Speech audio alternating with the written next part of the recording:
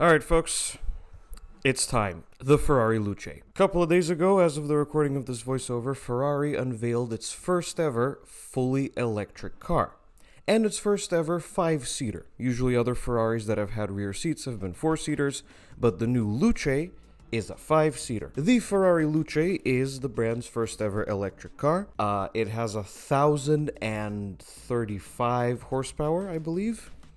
It has 4-wheel motors, the power is rear biased, all that sort of thing. And it has very quickly become the most controversial Ferrari ever in history, as well as all of the ridicule it's endured on social media in the past couple days, and there has been a lot of ridicule, which we will get to. It tanked Ferrari's stock 7%, which in money converts to $3.3 billion, according to some source I read on the internet anyway. $3.3 billion lost in 2 days. So, I suppose we better talk about the Ferrari Luce, and in fact we're going to talk about the actual problem with the Ferrari Luce, because believe it or not, the actual problem is not the styling at all. But for the sake of, the topic of conversation here, we are going to mention the styling. Now, I will personally say that styling is a subjective thing. Beauty is in the eye of the beholder and all kinds of things like that. And that the styling is not inherently the problem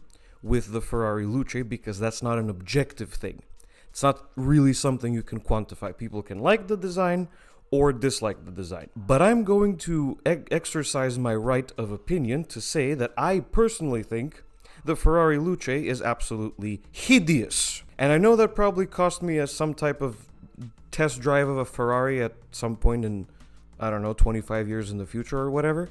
But somebody has to say it. I personally think the Ferrari Luce is a seriously misjudged design direction. Now, some of the comments on social media about the design are absolutely hilarious. They're comparing it to all sorts of different things. Xiaomi's electric cars, the Fiat Multipla, that's a good one. My personal favorite is they're comparing it to the Tartan Prancer, that ridiculous minivan that was made for the 2015 reboot of Vacation. That's my personal favorite. But I wouldn't say it looks like a Fiat Multipla, because that's an insult to the Fiat Multipla. It doesn't. It just looks weird, and it's very wrong. The proportions are all over the place. It doesn't make any sense. And with the 5-spoke wheels that appear on some of the press photos that Ferrari put out, it's just not right. The 5-spoke wheels look cheap. They look like replicas, and they don't work with the rest of the design whatsoever. As far as the design itself is concerned, as I'm sure a lot of you already heard, Johnny Ive, the industrial designer behind the iPhone, worked, as we knew a few months before, he and his team worked on the interior of the Luce, which I still think is actually really nice looking. It's a very interesting departure. It looks sort of fancy, modern, well integrated, things like that. But as it turns out, Johnny Ive and his team also worked on the exterior of the Ferrari Luce. And frankly, this is why we don't give industrial designers who haven't really done that many cars the task of designing a car. Because this is the thing. The only other concept car that Johnny Ive and his team have worked on is the Ford O21C concept car. And, well, the similarities are kind of there. Not that the two cars look similar between one another, but you can definitely tell that a design team primarily focusing on the electronics industry doesn't really translate well into cars. It's why Pininfarina, for example, which ironically used to design Ferrari vehicles as well, they did a crap ton of cars back in the 20th century, and they were only recently given the task of designing Coca-Cola freestyle vending machines. That's usually the way it goes. A design studio with experience in the car industry eventually gets to design something that's not a car, not the other way around. So personally, I think the Ferrari Luce is very odd looking, and frankly, it's a bit ugly. And aside from the fact that it doesn't fit with the rest of Ferrari's lineup, Ferrari seems to think that we're still living in the era where electric cars have to look significantly different than their internal combustion counterparts, just so people can tell that they're electric. Well, a lot of automakers are still doing that as well, but this is not the right way.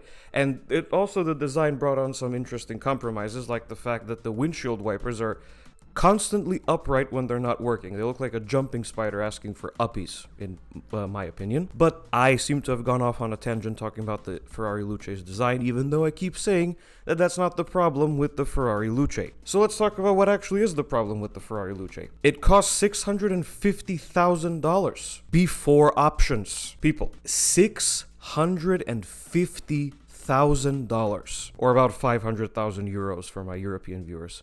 Do you understand how much money that is? First of all, with that sort of price point, Ferrari has essentially forced all potential Luce buyers, if there are any, to the Mercedes-AMG GT 4-door, the new one, which is also electric. It's also pretty ugly, if I'm honest. And that has more power, and it's faster for what I am almost certain will be less money. I don't think Mercedes-AMG disclosed pricing for the AMG GT 4-door, but it won't be $650,000, let's put it that way. And when you're buying a Ferrari, specifically, if you're shopping around for other, high-performance EVs, maybe you're not necessarily looking at a Ferrari, because there's a huge divide between a performance EV buyer and a Ferrari buyer. Performance EV buyers tend to sort of not even look at all the supercar and various high-end offerings because, for example, Rivian, what am I saying?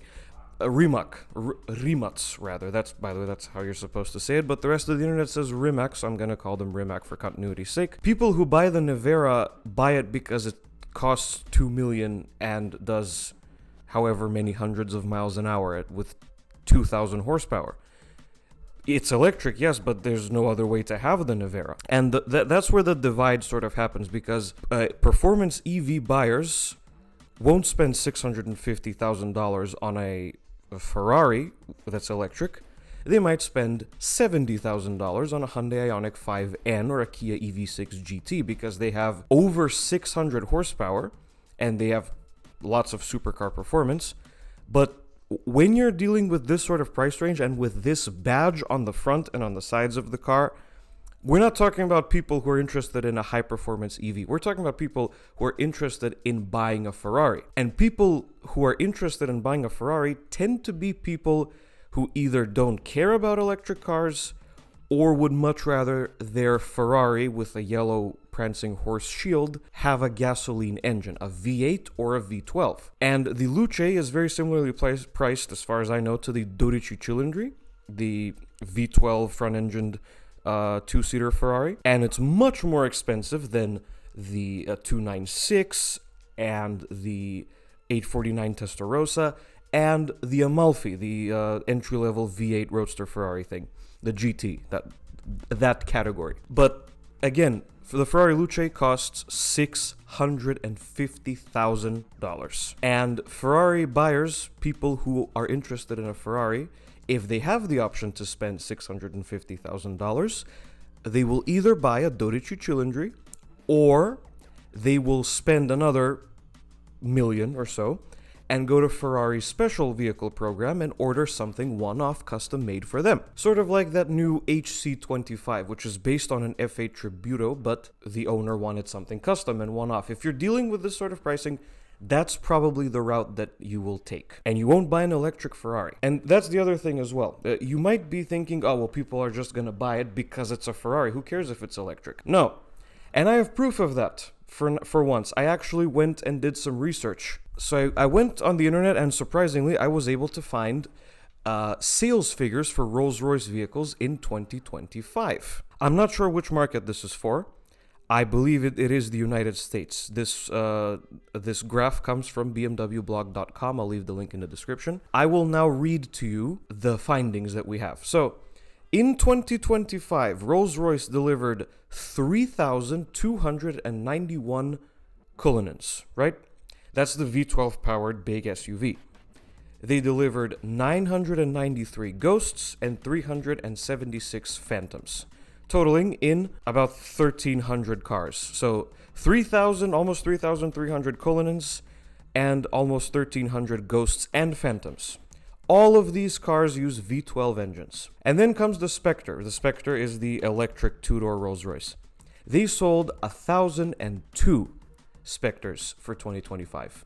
That means that the Cullinan outsold the Spectre pretty much 3-1, and the Spectre sold less units than the Phantom and the Ghost combined. In the case of Rolls-Royce, everyone says that it makes all the sense in the world for a Rolls-Royce to be electric, and I have to agree with that. But I'm using this as an example to demonstrate that when people have the option between an ultra-luxury car and with a combustion engine, a big V12, and an electric version, chances are they will opt for the combustion-powered version. And this is also reflected in another ultra-luxury vehicle on the market today, the electric Mercedes G-Wagon. No, I will not call it by its full name because it's ridiculous. The electric G-Wagon is hardly shifting units at all. I will now try and find sales figures. Alright, I can't find the exact numbers here about the G-Class, but here's something that I was able to find. Last year, Mercedes sold 49,700 G-Wagons, the best sales year for the model ever. And here's a quote from mercedesblog.com. Mercedes provides no details regarding sales of the electric version, but it is clear that it is not performing particularly well since the G450D, the G500, and the G580 EQ together account for less than half of total G-Class sales. The other half is the G63. I rest my case, people. So as we have established now, finally, the Ferrari Luce's biggest problem is that it's catering to a market that doesn't really exist yet. And it's still a Ferrari and it will still have buyers, let's be real here. But I don't think that this is going to go over quite as well as Ferrari had hoped for. In fact, just about the only cool thing I can think of about the Ferrari Luce is the fact that it has coach doors in the back. But that's really all there is to say. The proportions are all wrong, and again, it's catering to a market that, if it does exist, it barely exists at all. It is also worth mentioning that the Ferrari Luce is arriving at a really bad time for electric luxury and high-performance cars.